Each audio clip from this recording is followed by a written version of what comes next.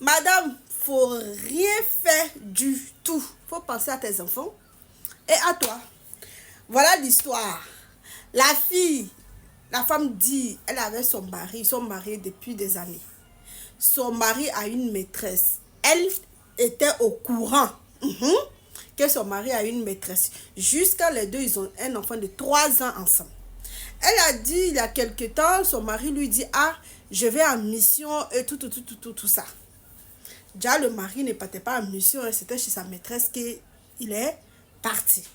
Donc, quand il va chez sa maîtresse là-bas, apparemment, ils sont allés les arrêter là-bas.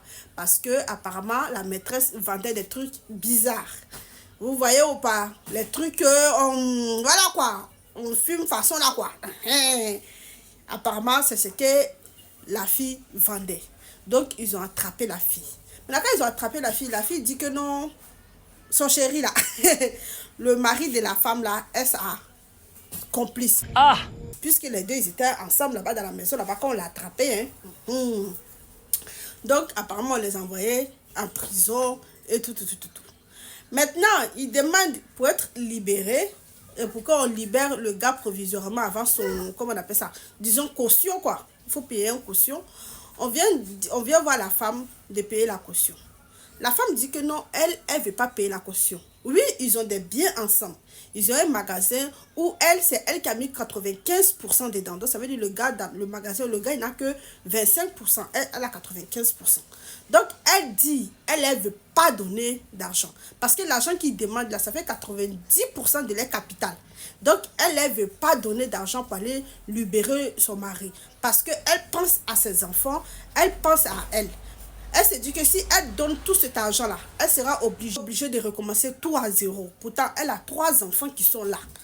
Vous voyez, elle a 3 enfants, elle doit prendre soin de ses enfants, elle doit gérer tout, l'école et tout. Donc, elle dit, elle ne peut pas se permettre de donner ce genre de sommes. Et puis, elle dit, elle ne sait pas si son mari dit la vérité, en fait. Vous voyez, elle ne sait pas si c'est vrai que non, ils ont vraiment attrapé son mari et tout ça.